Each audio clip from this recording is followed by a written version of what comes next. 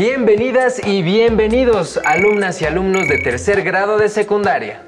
Es un gusto acompañarlas y acompañarlos en una sesión más de la asignatura de Ciencias Química por Aprende en Casa.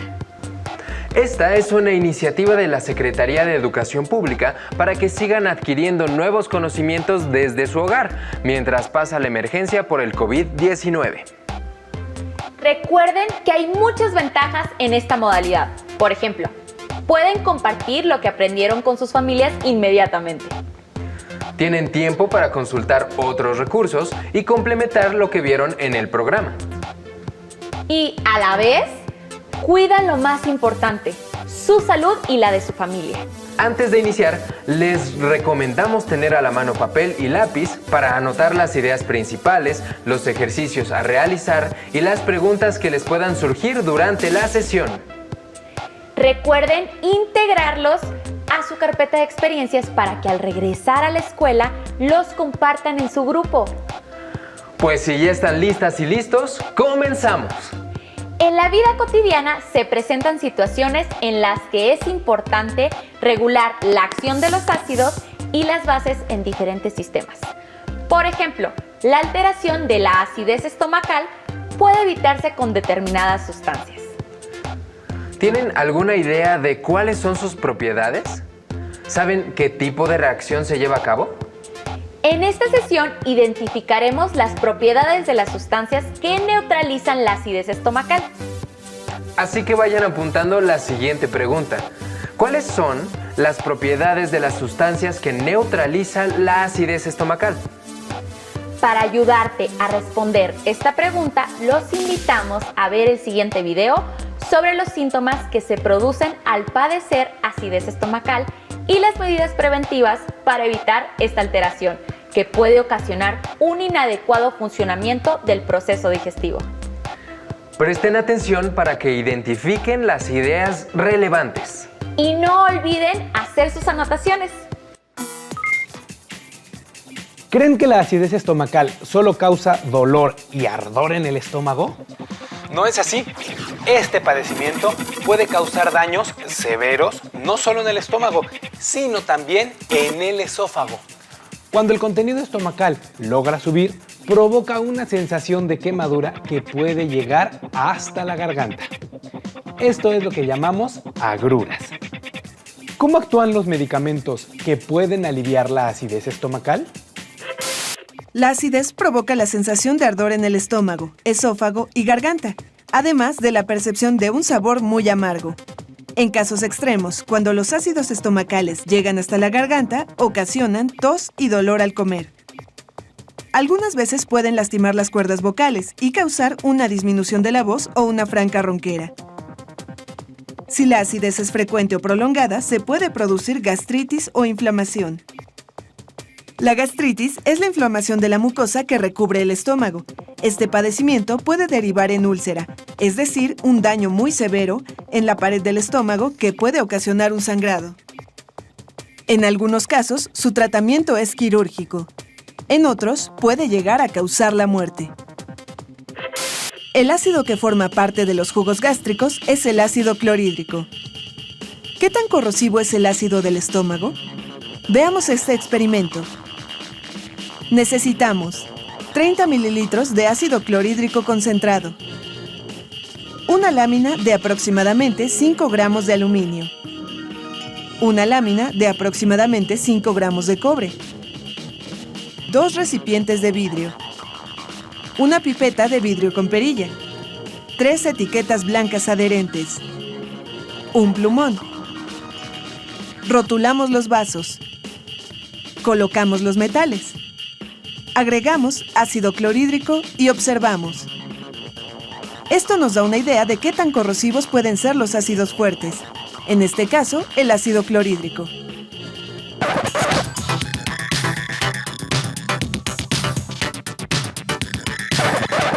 Si el ácido clorhídrico reacciona así con los metales, imagínense lo que sucederá con los alimentos en nuestro estómago. El ácido actuó de manera diferente en los distintos metales. ¿Sucederá lo mismo con los distintos tipos de alimentos? Este experimento nos dará una idea de la acción del ácido clorhídrico sobre algunos alimentos en el estómago. Necesitamos 30 mililitros de ácido clorhídrico concentrado, una clara de huevo, una cucharada de gelatina, 5 mililitros de leche entera de vaca, 3 recipientes de vidrio, un gotero pipeta de plástico, 3 agitadores de vidrio. Al poner en contacto la clara de huevo con el ácido, se observan cambios de color y de consistencia. En la gelatina no se observan cambios evidentes. Al agregar ácido a la leche, se forman pequeños grumos. 10 minutos después, hay más zonas sólidas y blancas en la clara de huevo. El ácido adquiere ligeramente el color de la gelatina. Al tocarla con el agitador, se detectan zonas más blandas que otras. La leche está más grumosa. A los 30 minutos, la clara de huevo tiene un área mayor de color blanco. La gelatina presenta más zonas líquidas y puede separarse con facilidad al tocarla con la varilla. En la leche hay más grumos. Así, en el estómago, el ácido clorhídrico participa en la transformación de algunos alimentos durante el proceso digestivo. La reacción entre el ácido y cada uno de los alimentos es diferente. El proceso digestivo iniciado en la boca continúa cuando los alimentos llegan al estómago. Y si el ácido clorhídrico que está en el estómago hiciera contacto con sus paredes, estas podrían dañarse muy seriamente. Sin embargo, hay una membrana de células que producen un moco que cubre las paredes del estómago y las protege de la acción corrosiva del ácido.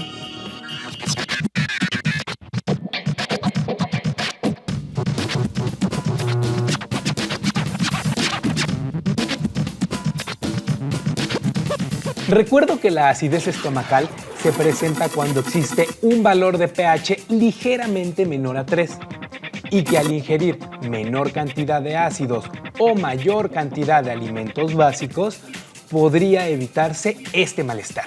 Sin embargo, si ya se ha presentado la acidez, ¿cómo podemos disminuirla? Veamos el siguiente experimento. Para realizar el experimento necesitamos 3 recipientes de vidrio, 3 antiácidos comerciales diferentes, 6 tiras indicadoras de pH, 30 mililitros de una disolución de ácido clorhídrico con pH menor a 3, una pipeta con perilla, un mortero con pistilo, 3 etiquetas adhesivas, un plumón. Etiquetamos y rotulamos los recipientes. En cada uno de ellos ponemos la misma cantidad de una disolución de ácido clorhídrico con un pH menor a 3 que simula la acidez del jugo gástrico. Molemos media tableta de antiácido y la vaciamos en el tubo 1 y medimos el pH. En el tubo 2 agregamos 3 mililitros de leche de magnesia y medimos el pH. Por último, probamos con el bicarbonato de sodio y medimos el pH. ¿Por qué estos productos disminuyen la acidez? Estas tabletas contienen carbonato de calcio. La leche de magnesia es hidróxido de magnesio. En el otro tubo agregamos bicarbonato de sodio. Todos estos compuestos son bases. A través de muchos años de investigación en la industria farmacéutica se han desarrollado fórmulas para elaborar medicamentos antiácidos. Los médicos suelen recetar este tipo de productos cuando no se puede erradicar la acidez estomacal ni aún con una dieta sin alimentos ácidos. Para prevenir la acidez, las instituciones de salud recomiendan cuidar la alimentación. Por ejemplo, no consumir irritantes en abundancia y evitar el exceso de dulces y bebidas gaseosas. Aconsejan visitar al médico ante las primeras molestias de acidez estomacal y gastritis, aunque parezcan leves. El ácido clorhídrico es un ácido fuerte. Cuando entra en contacto con agua, sus moléculas se disocian completamente. Por cada una de ellas se forma un ion OH+, y un ion cloruro con carga negativa. Algo similar sucede con el hidróxido de sodio, que es una base fuerte. En contacto con agua se forman iones de sodio positivos y iones OH negativos. Si expresamos ambos cambios en una sola ecuación química, podemos observar que los iones cloruro y de sodio permanecen disueltos en agua. Los iones H+ y OH- se unen y forman una molécula de agua. Al no existir iones responsables de la acidez o la basicidad, la disolución es neutra.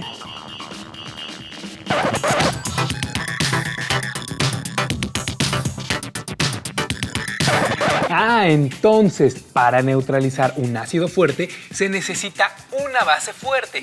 Solo así se puede obtener un pH de 7, como el del agua. Pero ninguno de estos antiácidos contiene hidróxido de sodio, que es una base fuerte. ¿Qué tipo de bases contienen los antiácidos?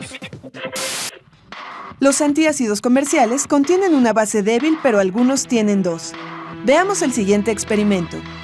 Se necesita 2 vasos de precipitados de 250 mililitros, 3 tiras de papel pH, una probeta de 100 mililitros, una pipeta, una perilla de succión, 50 mililitros de disolución de ácido clorhídrico, 10 mililitros de un antiácido que contiene hidróxido de aluminio e hidróxido de magnesio. Medimos 50 mililitros de una disolución de ácido clorhídrico que tiene un pH de 3. Medimos 10 mililitros del antiácido. Esa cantidad de antiácido neutraliza aproximadamente 1 gramo de ácido clorhídrico. Cuando entran en contacto las sustancias, se producen 2 reacciones.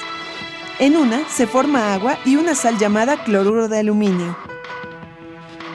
En la otra se obtiene la sal cloruro de magnesio y más agua.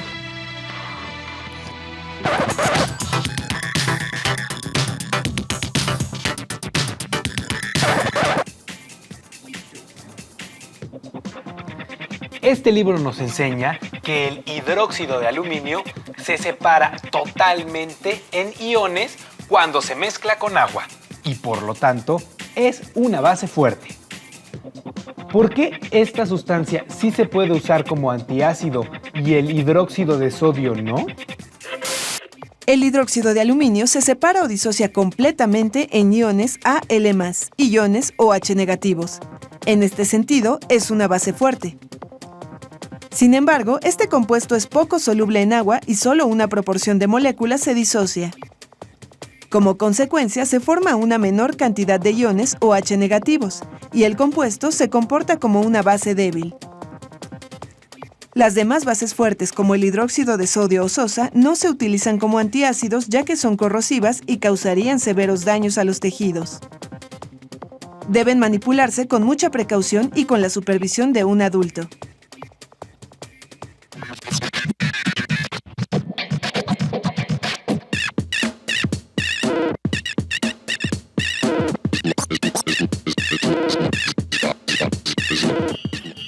Nuestro organismo es capaz de autorregular la acidez que hay en el estómago. Si se dañan las células encargadas de elaborar ácido clorhídrico, se modifica el pH del estómago y se produce acloridria o escasez en el ácido del estómago. En algunos casos, los médicos recetan el uso de cápsulas gelatinosas que contienen ácido clorhídrico y se disuelven al llegar al estómago.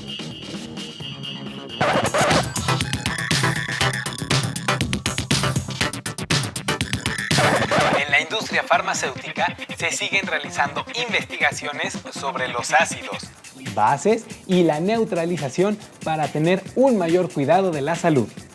Recordemos que los medicamentos no siempre tienen el mismo efecto para todas las personas, por eso es recomendable asistir al médico.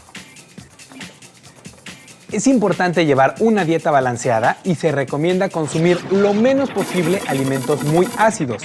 La mejor forma de evitar una enfermedad es la prevención. Hasta la próxima. En el video se presentaron actividades experimentales para evidenciar el efecto de diferentes sustancias con el fin de contrarrestar la acción del ácido clorhídrico en el estómago. Estas sustancias solo pueden ser recetadas por un médico y es necesario evitar la automedicación. Es importante, ante todo, tomar medidas preventivas para conservar la salud. Por ejemplo, llevar a cabo una dieta correcta. Exacto, por ello ahora los invitamos a ver el siguiente video sobre la importancia de una alimentación que considere los grupos de nutrimentos, las características personales y las actividades que se realizan en la vida diaria. ¿Ya están preparadas y preparados para verlo? ¡Corre video! La nutrición. La nutrición es el proceso biológico de adquisición, asimilación y absorción de nutrientes a través de la ingesta de alimentos y el proceso digestivo. Los nutrientes que se adquieren en la alimentación se clasifican en macronutrientes y micronutrientes. Los macronutrientes están compuestos por carbohidratos, proteínas y lípidos presentes en alimentos de origen animal, en cereales y leguminosas. Los micronutrientes son vitaminas y minerales, presentes en la mayoría de frutas y vegetales. Cada ser vivo presenta diferentes requerimientos nutricionales, de acuerdo a sus características biológicas como especie, sexo, edad y actividad física. En el caso del ser humano, es diferente el requerimiento nutrimental de un bebé, una mujer embarazada, un deportista de alto rendimiento o el de una persona sedentaria.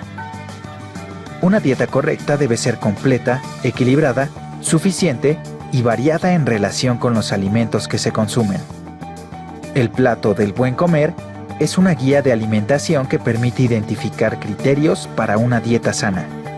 En este se organizan los alimentos en 3 grupos y se sugiere la proporción en que deben consumirse. El grupo 1 está compuesto por verduras y frutas, que aportan vitaminas y minerales.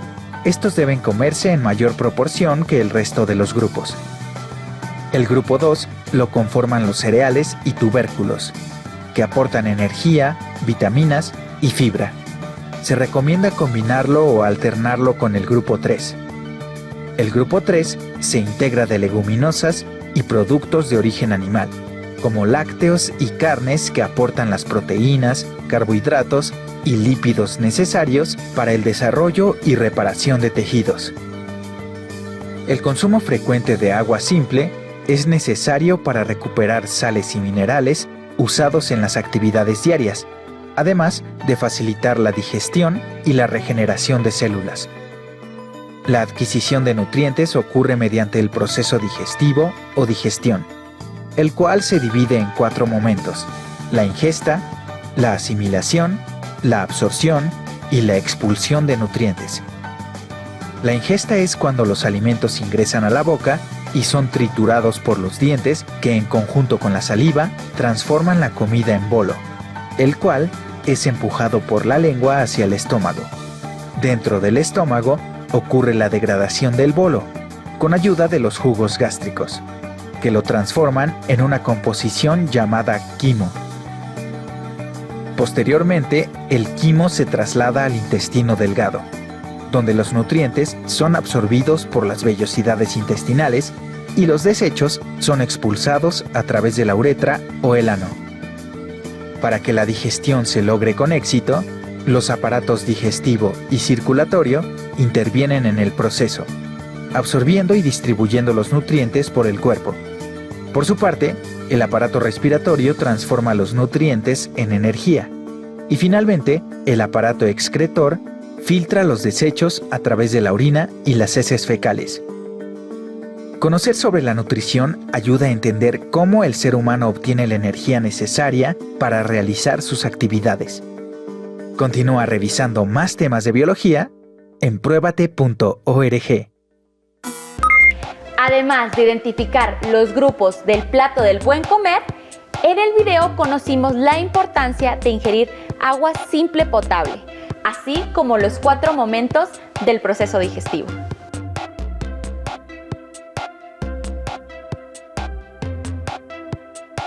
Con toda esa información, podrán responder las preguntas que les vamos a indicar. Escríbanlas para que no se les pase ninguna y cuando las respondan, anexen todo en su carpeta de experiencias. Recuerden que deberán presentarlas en su grupo cuando regresen a la escuela. ¿Listas y listos para escribirlas? ¿Cuáles son las medidas preventivas para evitar la acidez estomacal?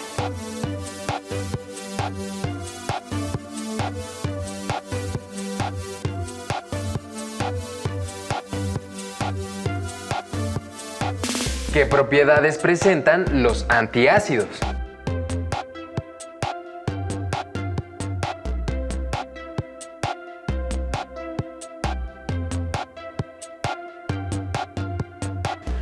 ¿Cuáles son las características de una dieta correcta?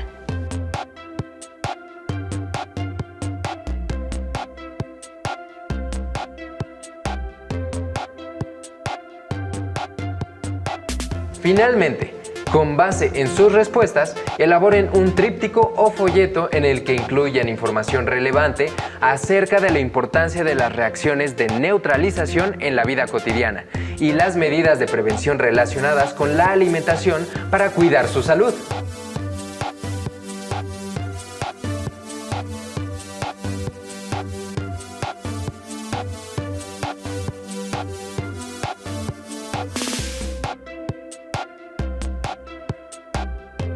También va para carpeta de experiencias. Pueden complementar la información acerca de la importancia de cuidar su alimentación con datos de su libro de texto, entrevistas y en internet, si les es posible.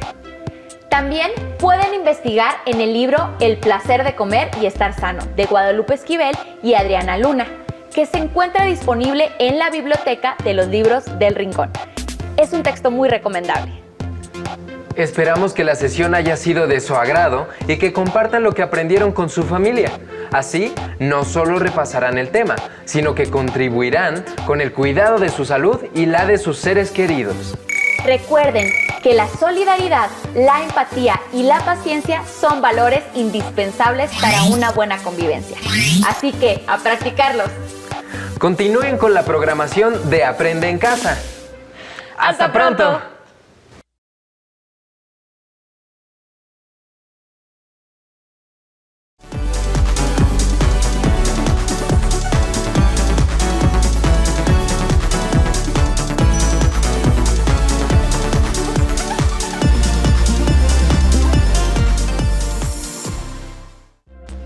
Sean bienvenidas y bienvenidos a un programa más de Aprende en Casa.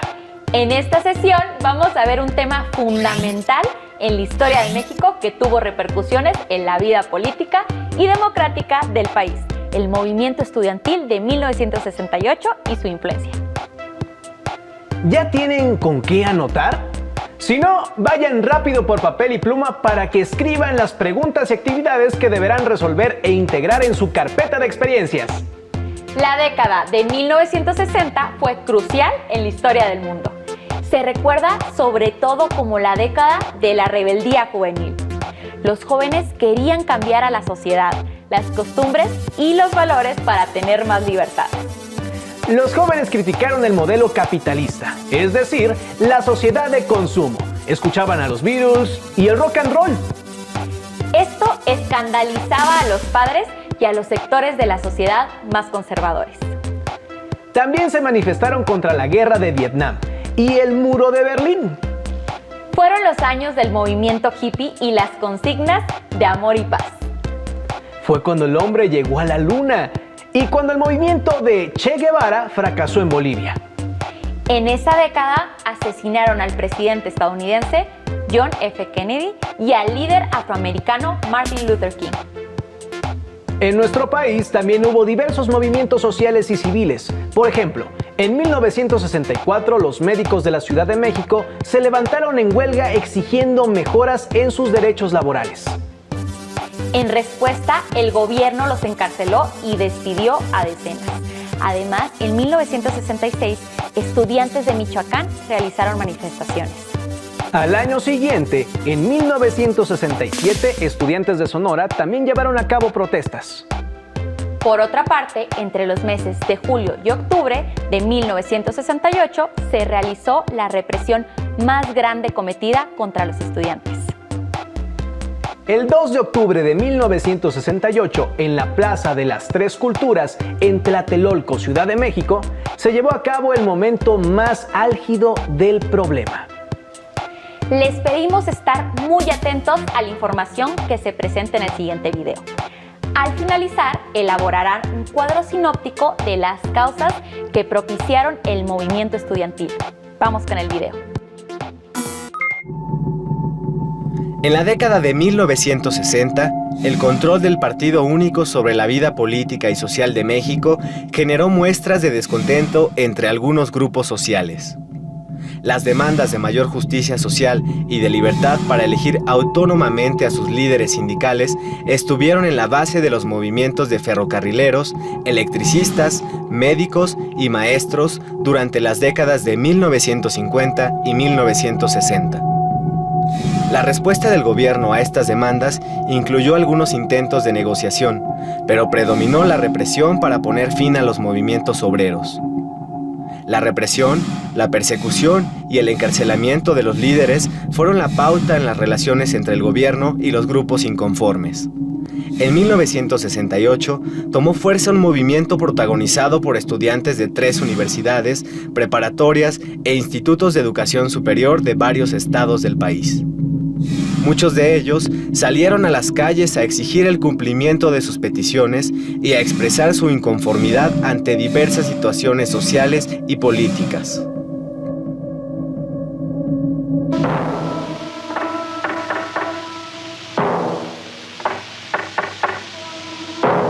El movimiento estudiantil de 1968, ahora hay consenso entre los historiadores en que fue el movimiento social pacífico, ciudadano más importante de la segunda mitad del siglo XX. Es un movimiento que se da en un momento en el que no hay una crisis económica en México, curiosamente. Sin embargo, en lo político vivíamos bajo las coordenadas de un régimen de partido de Estado. El control que tenía en ese momento el gobierno, que estaba representado por el Partido Revolucionario Institucional, era un control político casi monárquico, ¿no? La figura del presidente era la que decidía en todos los rubros del país. Frente a esa situación, frente a ese contexto, es que se produce el levantamiento estudiantil de 1968, en el contexto de una oleada de revueltas estudiantiles prácticamente en todo el planeta. De manera que en el caso del 68 mexicano, es muy interesante porque es una revuelta generalizada. Son estudiantes básicamente del Politécnico y de la Universidad Nacional. Es una rebelión básicamente enfocada en un principio en contra de la represión policíaca y de los granaderos. Hay una primera etapa del movimiento estudiantil caracterizada a finales de julio por la entrada o por un despliegue represivo policíaco y posteriormente de los granaderos, posteriormente del propio ejército mexicano, que culmina con un episodio muy importante, que es el bazucazo. Entonces llega el ejército mexicano y ¿qué realizan?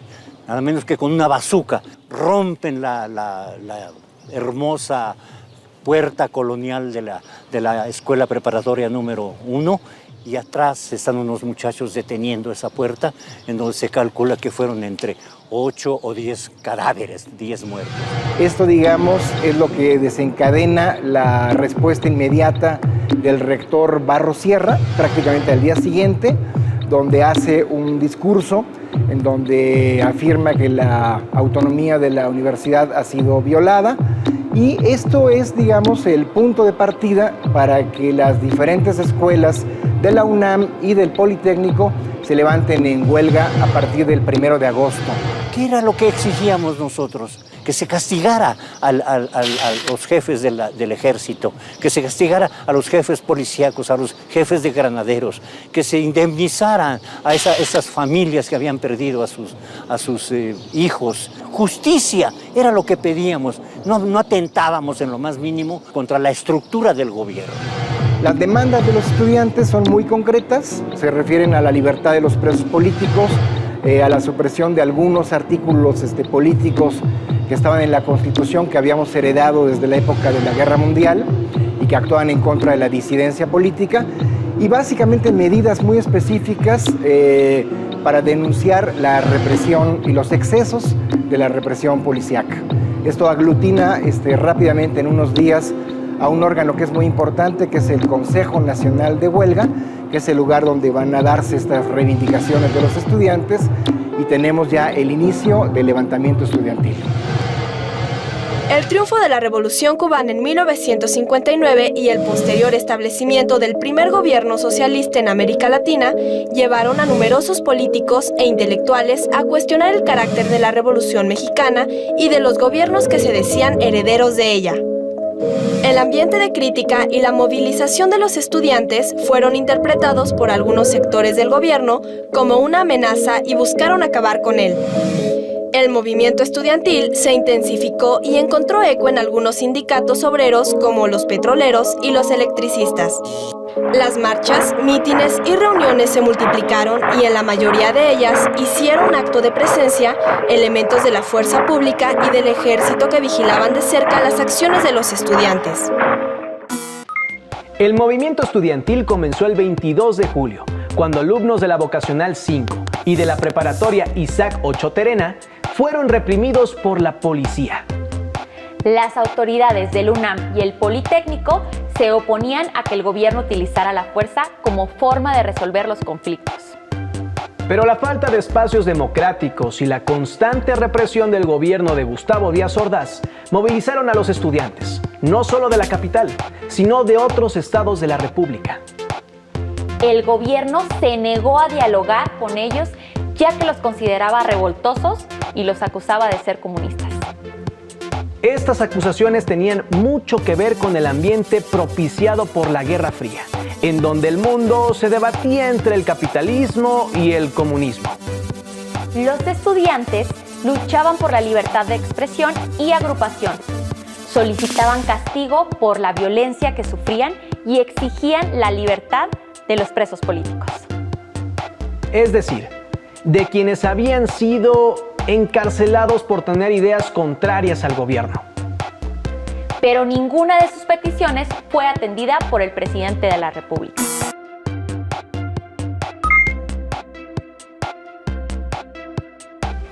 En el siguiente video observarán diversos carteles de protesta.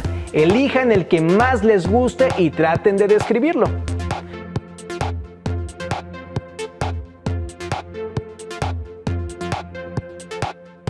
¿Qué creen que trataban de expresar los estudiantes?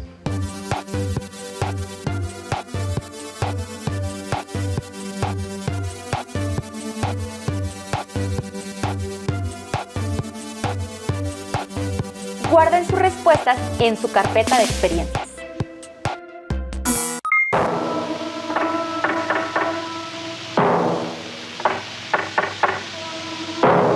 Una primera parte tiene que ver con la gráfica, ¿no? Y con los carteles que podemos ver presente aquí atrás de mí. Está esta pared maravillosa que muestra la manera como los grupos estudiantiles se apropiaron, entre otras cosas, de todo el discurso olímpico y utilizaron toda la simbología olímpica, pero la adaptaron, por supuesto, a los móviles políticos y culturales que guiaban el movimiento. Entonces tenemos a la Paloma de la Paz atravesada por una bayoneta. Tenemos la figura de Díaz Ordaz, que se convierte en una figura gorilesca. En fin, toda la parafernalia ahí de las Olimpiadas aplicadas de una manera muy lúdica, muy creativa. Yo creo que esta es de las partes centrales del movimiento. También desde la fotografía, la parte de la cobertura fotográfica del movimiento es sumamente importante. Tenemos una serie de fotógrafos que actuaban, algunos para ciertos periódicos, otros por la vía independiente, que hicieron coberturas fotográficas que hoy podemos ver a través de Héctor García, de Rodrigo Moya, de Bordes Mangel, donde nos marcan ciertas secuencias de las marchas callejeras que hoy forman una parte muy, muy importante de lo que sería la historia del fotoperiodismo estudiantil. Entonces, la parte gráfica y fotográfica, incluso cinematográfica a partir de los documentales, yo diría que es una de las partes centrales de los capítulos culturales del movimiento estudiantil del 68. El movimiento estudiantil se da en un momento muy importante desde el punto de vista cultural, es decir, finales de la década de los 60, un momento en el que hay una gran irrupción musical, ¿sí?, a través de todo el movimiento del rock. Tenemos, por otro lado, dentro de la literatura, quizás la gran crónica del 68, la crónica fundadora, esté a cargo de Elena Poniatowska. Por supuesto, también el texto de Carlos Monsiváis, ¿no?, de Díaz de Guardar.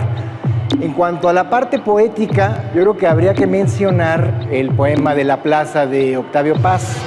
Hay que recordar que Octavio Paz era embajador de México en la India y que es uno de los pocos intelectuales vinculados al gobierno que renuncia a partir de la masacre del 2 de octubre, a diferencia del resto de la clase política que se encarga como de justificar al régimen de Díaz Ordaz. La música fue un instrumento central en la movilización estudiantil. Mítines, asambleas, discusiones en las escuelas, en las guardias. Los estudiantes hicieron de ella un instrumento de protesta. Además del rock en inglés, los estudiantes utilizaron la música de protesta latinoamericana, de autores e intérpretes como Violeta Parra y Mercedes Sosa. Pero también cantaron jóvenes mexicanos como Óscar Chávez y Judith Reyes. ¿Los han escuchado? Por otra parte, como en octubre de 1968 se realizarían las Olimpiadas en México, uno de los eventos internacionales más importantes en la historia del país, el gobierno pretendía dar una imagen de progreso y modernidad, por lo que se planteó detener a los estudiantes. En una manifestación realizada en Tlatelolco el 2 de octubre, un batallón conocido como Batallón Olimpia abrió fuego contra los estudiantes. Vamos a ver el último video de la sesión. Fíjense muy bien en las imágenes, pues al concluir elaborarán una opinión sobre lo ocurrido.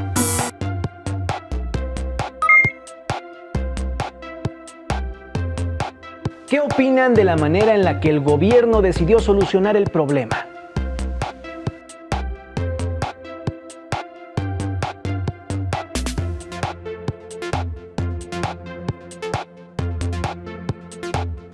¿Cómo hubieran resuelto el problema?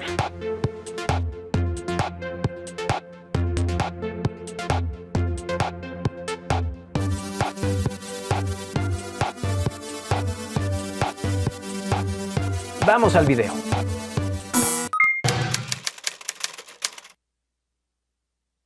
Yo era el quinto orador de donde estaba allí precisamente la tribuna. Cuando yo quise entrar por esa escalera, fue imposible, porque el Estado Mayor Presidencial, disfrazado de civil, no dejaban entrar a nadie. Entonces yo me dirigí precisamente ahí, a esa escalera. Cuando yo iba subiendo por esa escalera, ya estaba el mitin, ya había empezado el mitin. Salió precisamente de ahí un helicóptero, dio la vuelta el maldito helicóptero, se fue para allá, regresó, volvió a entrar y cuando pasaba por aquí lanzó una luz roja. En ese momento salieron las metralletas de esa azotea, de estas ventanas también, de la azotea de la iglesia, de la azotea del edificio de Relaciones Exteriores, y por allí entró el ejército lanzando también fuego, entraba así, inclusive a bayoneta calada, venía entrando porque todo esto estaba ocupado. En ese momento empieza la balacera, se acerca un muchacho y me dice: maestro, tenga usted cuidado porque si lo ven lo matan, vámonos de aquí. El muchacho me lleva del lado del brazo derecho y en ese momento una bala le atraviesa la cabeza. Esa bala era para mí. Ese joven me había salvado la vida. Como les digo a ustedes, para mí este hecho es el de más trascendencia de mi vida. 2 de octubre no se olvida y es de lucha combativa. Tan solo 10 días después de lo ocurrido en Tlatelolco, se inauguraron los Juegos Olímpicos a celebrarse en el país.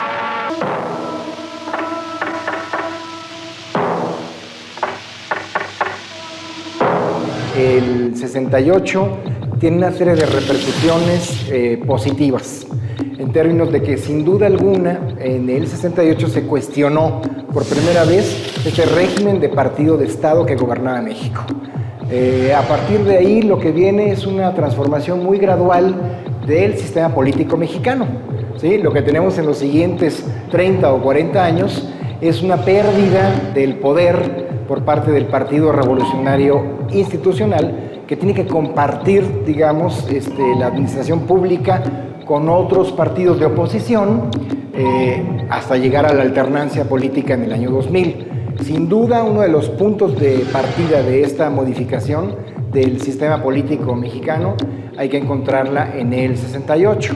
La otra serie de transformaciones importantes tienen que ver con el mundo cultural, es decir, finalmente el 68 es una gran crítica de los modelos culturales que privaban en México en aquella época. Es una reivindicación de un Estado de Derecho plural y democrático, que se va ejerciendo con altibajos en los siguientes 30 o 40 años. Entre las partes negativas o las repercusiones negativas del movimiento, habría que mencionar el 2 de octubre, es decir, no podemos omitir que esto culmina con una gran matanza, un operativo que yo catalogo como un crimen de Estado. A partir de ahí, entonces, en el 68, se incrementa también la represión por parte del Estado mexicano. Lo que tenemos es que una parte de estos jóvenes apuestan por la lucha armada, ya sea las guerrillas rurales o sobre todo las guerrillas urbanas, que tienen un peso importante en la década de los 70s, y nos asomamos a un capítulo terrible, que es el capítulo de la Guerra Sucia, donde el Estado mexicano utiliza al ejército y también desaparece a ciudadanos. Díaz Ordaz decía que el 68 mexicano no tenía la menor importancia, que iba a desaparecer rápidamente de la memoria histórica. Hoy, a 40 años, podemos decir que sucedió exactamente lo contrario de lo que previó el presidente. México es diferente, entre otras cosas, a partir del o gracias al 68, porque indudablemente que el saldo positivo es lo que predomina en este gran movimiento ciudadano, este gran movimiento civil, el más importante de la segunda mitad del siglo XX.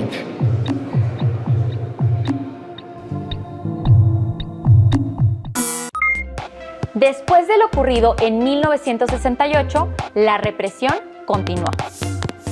En 1971, en el jueves de Corpus, hubo una nueva matanza de estudiantes llevada a cabo por los halcones, un grupo de paramilitares, es decir, grupos armados organizados parecidos al ejército, pero que no pertenecían oficialmente al Estado.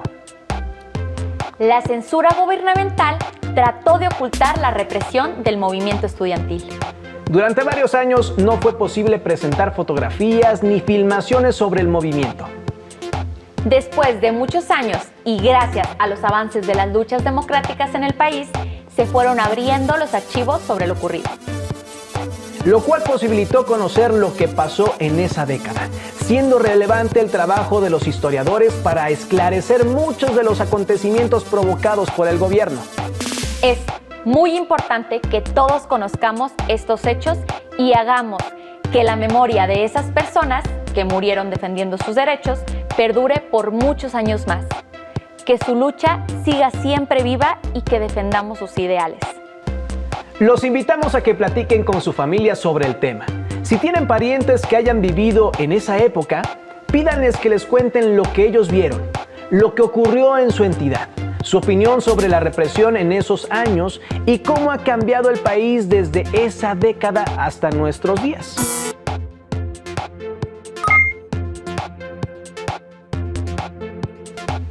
¿Quién era el presidente de México cuando ocurrió la matanza de 1968?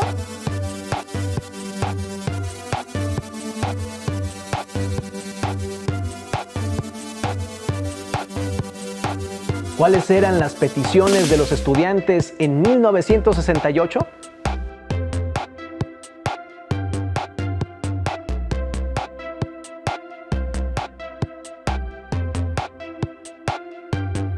¿Por qué se dice que el 2 de octubre no se olvida?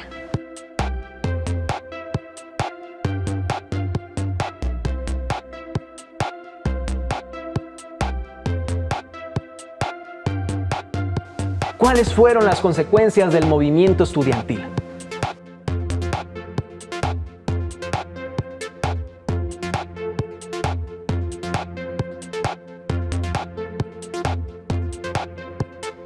Integren sus respuestas y actividades realizadas durante la sesión en su carpeta de experiencias. Para conocer más del tema, los invitamos a leer el libro Hablemos de los años 60, La rebeldía, de Enrique Rauschenberg. Gracias por acompañarnos. Continúen viendo la programación de Aprende en Casa. ¡Hasta pronto!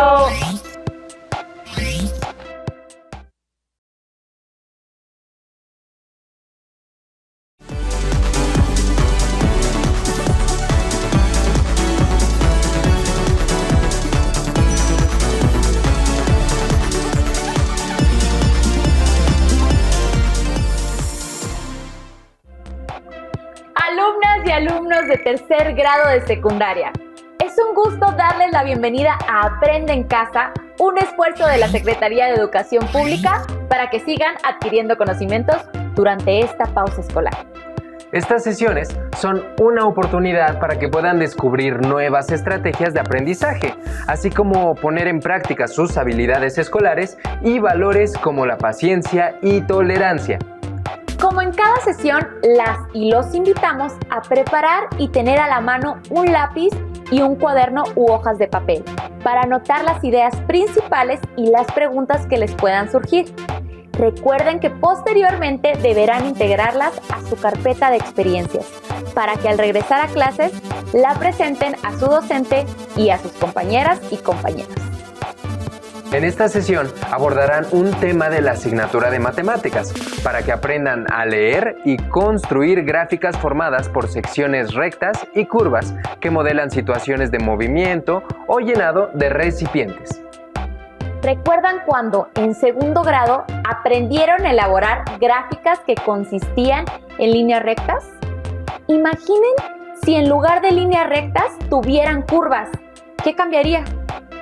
Para iniciar, aprenderán acerca de la elaboración de gráficas formadas por segmentos de rectas y curvas mediante el llenado de recipientes de varias formas. Las y los invitamos a conocer más de este tema a través del siguiente video. En la secuencia 29 de segundo grado aprendieron a interpretar y elaborar gráficas que consistían en líneas rectas. Imaginemos que tenemos un recipiente rectangular que llenaremos con agua. La llave arroja la misma cantidad de agua en cada minuto. A la cantidad de agua arrojada por minuto le llamaremos flujo de entrada. A la razón de cambio del nivel del agua respecto al tiempo le llamaremos rapidez de llenado. La gráfica que relaciona el nivel del agua y el tiempo de llenado es una recta que pasa por el origen, porque al empezar a medir el tiempo de llenado no había agua en el recipiente. Es una recta porque el tiempo de llenado y el nivel de agua aumentan en la misma proporción. Si se triplica el número de minutos, también se triplicará el nivel de agua. Esto significa que la razón de cambio del nivel del agua con respecto al tiempo es constante. ¿Cómo sería la rapidez de llenado si consideramos un recipiente que tenga otra forma? ¿Seguiría siendo constante? Si se quiere llenar con agua este recipiente con el mismo flujo de entrada, ¿cómo será en este caso la gráfica del nivel de agua en relación al tiempo de llenado? Para construir esta gráfica, se puede dividir mentalmente el recipiente en dos partes. Así nos quedan dos recipientes como el recipiente del ejemplo anterior. Como en la parte 1 cabe menos agua y la llave ingresa el mismo flujo al recipiente, la parte 1 se llena en menos tiempo que la parte 2. Es decir, en la parte 1 el nivel de agua aumenta más rápidamente que en la parte 2. ¿Cómo será entonces la gráfica del nivel del agua respecto al tiempo de llenado de este recipiente? Vamos a examinarlo. La pendiente de la recta es precisamente la rapidez de llenado. Si cambia la rapidez de llenado, debe cambiar, en consecuencia, la pendiente de la recta. La gráfica que corresponde a la parte 1 es un segmento de recta que pasa por el origen. Pasa por el origen porque al principio no había agua en el recipiente. En este recipiente, la parte 1 se llena más rápidamente que la parte 2. Al cambiar de la parte 1 a la parte 2, tiene que producirse un cambio de pendiente. La pendiente del segmento de recta que corresponde a la parte 2 debe ser menor que la correspondiente a la parte 1, pues el recipiente se llena en más tiempo.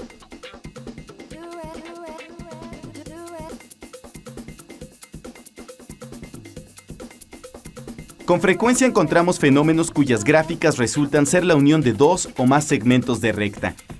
A las gráficas que se forman por segmentos de recta se les conoce como lineales por pedazos. ¿Cómo sería la gráfica del nivel de agua respecto al tiempo de llenado de este recipiente? ¿Habrá cambios en la rapidez de llenado y, por tanto, cambios de las pendientes de las rectas? Veamos. Para construir la gráfica de la relación entre el nivel del agua en el recipiente y el tiempo de llenado, se puede considerar que este recipiente está formado por 3 partes. La llave ingresa un flujo constante de agua al recipiente.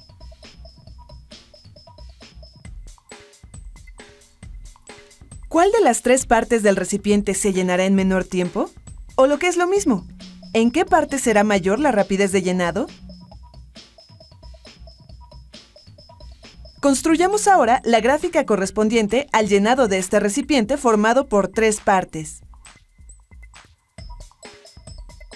La gráfica que corresponde a la parte 1 es un segmento de recta que pasa por el origen. La parte 2 tarda más tiempo en llenarse que la parte 1. Dicho de otra manera, la parte 2 se llena más lentamente que la parte 1. Esto se tiene que reflejar al pasar de la parte 1 a la parte 2 en una disminución de la pendiente. Finalmente, la parte 3 se llena en más tiempo que la parte 2. Al cambiar de la parte 2 a la parte 3, hay otro cambio de pendiente.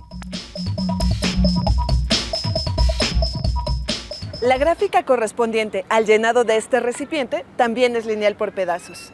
Como vimos, cada cambio de pendiente corresponde a un cambio de la rapidez de llenado. En este caso, hay 3 segmentos de recta y 2 cambios de pendiente. ¿Qué pasaría si aumentáramos el número de partes del recipiente?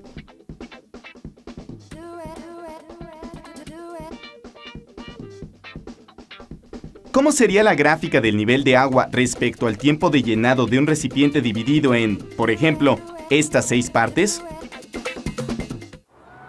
La gráfica correspondiente al llenado de este recipiente también es lineal por pedazos. ¿Cuántos segmentos de recta tendría la gráfica correspondiente? ¿Cuál parte se llena más rápidamente? ¿A cuál parte corresponde el segmento de recta con mayor pendiente? A cada una de las partes del recipiente corresponde una rapidez de llenado diferente. La parte 1 se llena más rápidamente que las otras. A esta parte corresponde el segmento con pendiente mayor. Mientras que la parte 6 se llena más lentamente que las demás. A esta parte corresponde el segmento con pendiente menor.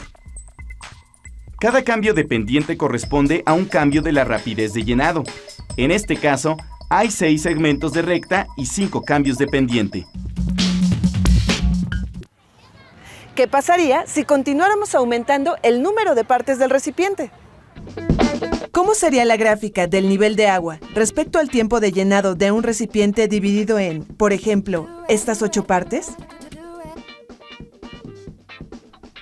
La gráfica de la relación entre el nivel del agua y el tiempo de llenado de este recipiente también es, por supuesto, una gráfica lineal por pedazos.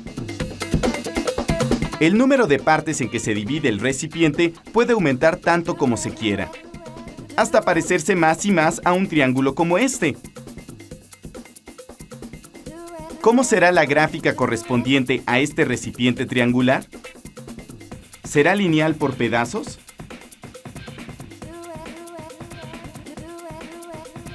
Si el número de partes en que se divide el recipiente puede aumentar tanto como se quiera, el número de segmentos de recta también aumenta tanto como se quiera.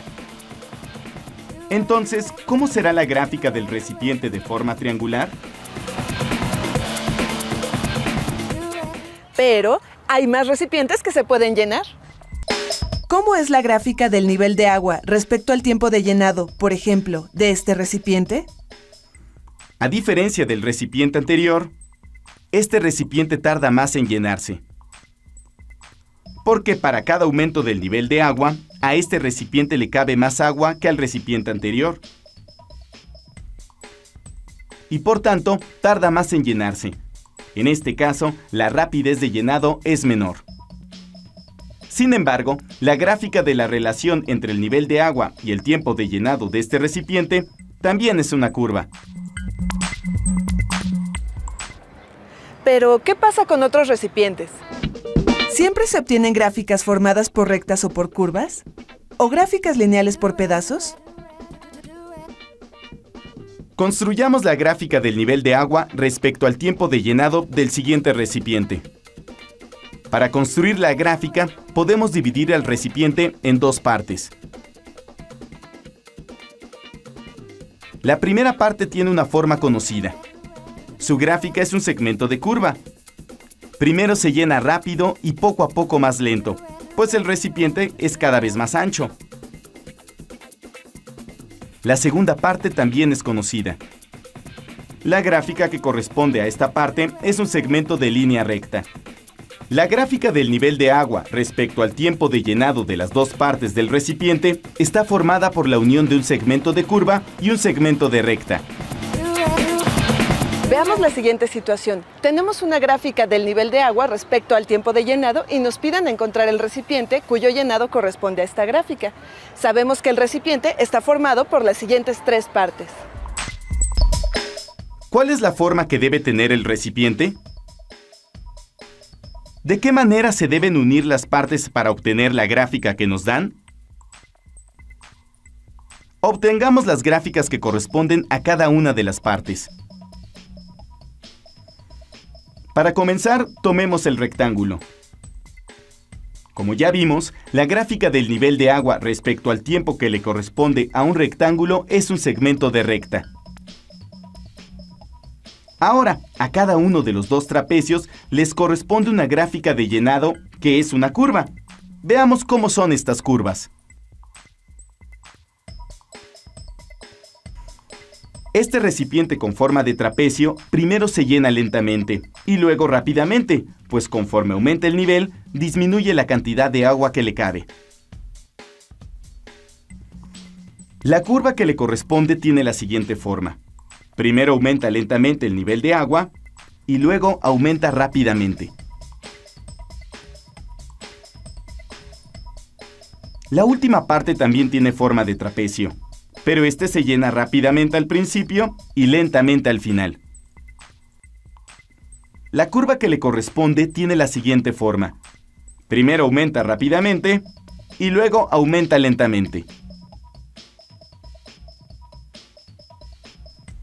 Para obtener la gráfica que nos dieron, el recipiente debe quedar armado de la siguiente manera.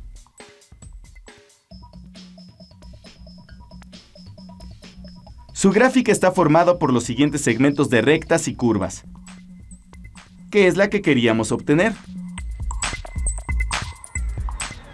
Como hemos visto, las gráficas que corresponden al llenado de recipientes pueden estar formadas por segmentos de rectas y de curvas. Los cambios en la forma de los recipientes producen cambios en la rapidez de llenado. En los recipientes que mostramos, estos cambios de rapidez se reflejan como cambios en la forma de la gráfica del nivel de agua respecto al tiempo de llenado. ¡Hasta luego! Muy bien, ya saben cómo pueden cambiar las gráficas según cambia el recipiente por llenar. Ahora, las y los invitamos a ver cómo abordar el tema desde un problema práctico. Ello a través del siguiente video. Los siguientes 4 recipientes tienen la misma altura de 20 centímetros y la misma capacidad de 2 litros. Se les llena de agua con una presión constante de 500 mililitros por minuto. Las gráficas representan para cada recipiente la altura que va acumulando el agua en centímetros contra el tiempo transcurrido en minutos. Encuentra la gráfica correspondiente a cada recipiente. Para poder relacionar una gráfica con un recipiente, es importante considerar que si una figura tiene una forma uniforme, por ejemplo, la de un rectángulo, entonces el crecimiento de agua al pasar el tiempo también será uniforme. Es decir, el comportamiento será como una línea recta. En estas 4 gráficas, la única que representa a una línea es la B. Y debido a que tiene 2 formas diferentes la estructura del recipiente y las 2 tienen una forma de un rectángulo o son uniformes, pues sus comportamientos serán lineales. La primera parte del recipiente se va llenando con respecto al tiempo y cuando llega a la parte delgada del recipiente se llena más rápido, pero sigue siendo de manera constante. Por eso tiene forma de línea recta, aunque con mayor inclinación. Y como la presión del agua es de 500 mililitros por minuto, al pasar 4 minutos se utilizan los 2 litros y se llenan los 20 centímetros del recipiente. Así que la gráfica B lo representa. Analizando el recipiente en forma de cono, se observa que por tener poco volumen en la parte inferior, se llenará rápidamente el agua y conforme vaya ganando más altura el agua, se tardará cada vez más hasta completar los 20 centímetros del recipiente. Por lo tanto, la gráfica A no puede pertenecer a este recipiente, ya que el comportamiento del llenado de agua tarda mucho para llegar a los primeros 5 centímetros. El recipiente número 1 se aprecia que en los primeros minutos se llena muy rápido. La gráfica B ya está seleccionada, la gráfica C se aprecia que tiene un crecimiento más rápido, pero luego tiene un comportamiento constante o casi no crece. Y el recipiente número 1 siempre está creciendo, aunque al final se tarde un poco más. Por lo tanto, tampoco puede ser la gráfica C. Por lo tanto, la gráfica D debe pertenecer a este primer recipiente, pero de todas maneras se analizará su comportamiento. Se aprecia que en los primeros minutos alcanza una gran altura el agua y luego tarda en completar los últimos centímetros del recipiente. Así que el comportamiento de esta gráfica sí pertenece al recipiente número 1. El recipiente número 2 tiene un comportamiento contrario al del cono. Como en la parte inferior es más ancho con respecto a la parte superior, en los primeros minutos el agua tardará en alcanzar altura, pero en los minutos finales se llenará más rápido. Considerando la forma de este recipiente, no puede ser la gráfica C, ya que no hay ninguna parte donde tenga que cambiar de sentido este comportamiento, pues el llenado siempre va en aumento, aunque al principio sea lento. Este comportamiento lo puedes ver en la gráfica A, ya que en los primeros minutos tarda en tomar una altura, pero en los minutos finales, como tiene una forma más angosta, se llena rápidamente. Así que al recipiente número 2 le corresponde la gráfica del inciso A. Aunque queda la gráfica del inciso C para el recipiente número 4, de todas maneras, analizando su forma, se aprecia que si se divide al recipiente a la mitad, el comportamiento de llenado se invertirá, ya que en la primera mitad al agua le cuesta llegar a cierta altura. En la parte central del recipiente casi tiene la misma forma, así que no existirá un cambio brusco de tiempo. Y en la segunda parte, como se va haciendo cada vez más angosto, entonces se llenará en menor cantidad de tiempo. Toda esta descripción corresponde a la gráfica C, ya que en la primera mitad crece rápidamente y conforme va llegando al centro va tardando. Luego pasa el tiempo y el agua casi no incrementa su altura en el recipiente, pero en la parte superior, como se va haciendo cada vez más angosta, su llenado es acelerado. Con esto se concluye que la gráfica C corresponde al recipiente número 4.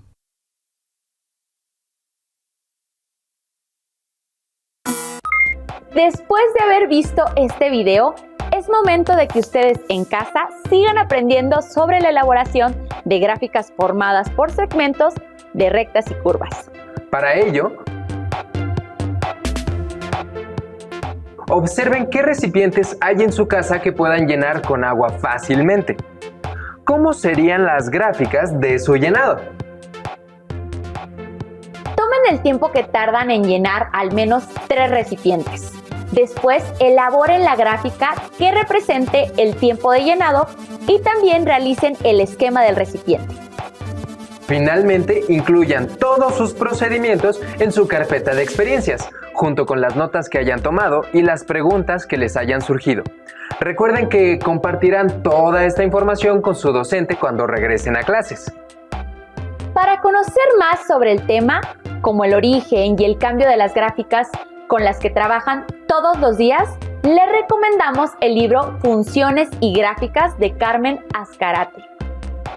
Por esta ocasión ha sido todo. Esperamos que esta sesión les haya sido útil para reforzar los conocimientos de matemáticas que están adquiriendo en su escuela. Recuerden aprovechar el tiempo en casa y llevar a la práctica valores como la solidaridad, la paciencia y la empatía con las personas que les rodean. Nos dio mucho gusto haber compartido con ustedes esta sesión. Las y los esperamos en la siguiente. Mientras tanto, continúen con la programación de Aprende en Casa. ¡Hasta pronto.